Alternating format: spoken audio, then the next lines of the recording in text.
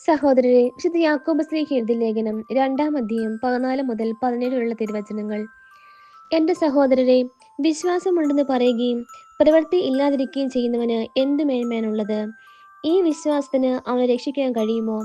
ഒരു സഹോദരനോ സഹോദരിയോ ആവശ്യത്തിന് വസ്ത്രമോ ഭക്ഷണമോ ഇല്ലാതെ കഴിയുമ്പോൾ നിങ്ങളിൽ ആരെങ്കിലും ശരീരത്തിന് ആവശ്യമായത് അവർക്ക് കൊടുക്കാതെ സമാധാനത്തിൽ പോവുക, തീ കായുക, വിശപ്പടക്കുക എന്നൊക്കെ അവരോട് പറയുന്നെങ്കിൽ അതുകൊണ്ട് എന്ത് പ്രയോജനം?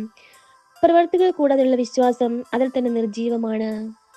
നമ്മുടെ കർത്താവായ മിശിഹായ്ക്ക് സ്തുതി. സഹോദരരെ, വിശുദ്ധ മത്തായി എഴുതിയ സുവിശേഷം 25-ാം അധ്യായം 31 മുതൽ 40 വരെയുള്ള തിരുവചനങ്ങൾ.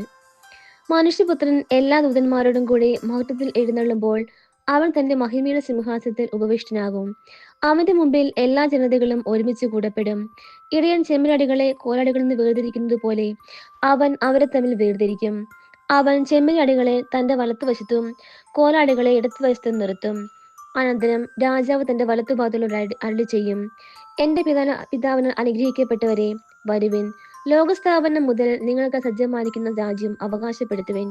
എന്തെന്നാൽ എനിക്ക് വിശന്നു, നിങ്ങൾ ഭക്ഷിക്കാൻ തന്നു; എനിക്ക് ദാഹിച്ചു, നിങ്ങൾ കുടിക്കാൻ തന്നു; ഞാൻ പരദേശിയായിരുന്നു, നിങ്ങൾ എന്നെ സ്വീകരിച്ചു; ഞാൻ നഗ്നനായിരുന്നു, നിങ്ങൾ എന്നെ ഉടുപ്പിച്ചു; ഞാൻ രോഗിയായിരുന്നു, നിങ്ങൾ എന്നെ സന്ദർശിച്ചു; ഞാൻ കാരാഗൃഹത്തിലായിരുന്നു, നിങ്ങൾ എൻ്റെ അടുത്ത് വന്നു.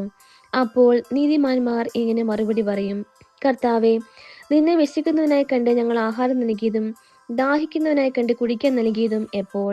നിന്നെ പരദേശിയെ കണ്ട് സ്വീകരിച്ചതും നഗ്നനായി കണ്ട് ഉടുപ്പിച്ചതും എപ്പോൾ? നിന്നെ ഞങ്ങൾ രോഗാവസ്ഥയിലോ കാരാഗൃഹത്തിലോ കണ്ട് സന്ദർശിച്ചത് എപ്പോൾ? രാജാവ് മറുപടി പറയും, സത്യമായി നിങ്ങളോട് പറയുന്നു, എൻ്റെ ഏറ്റവും എളിയ ഈ സഹോദരന്മാരിൽ ഒരുവന് നിങ്ങൾ ഇത് ചെയ്തു കൊടുത്തപ്പോൾ എനിക്ക് തന്നെയാണ് ചെയ്തു തന്നത്. കർത്താവായ മിശിഹായ്ക്ക് സ്തുതി.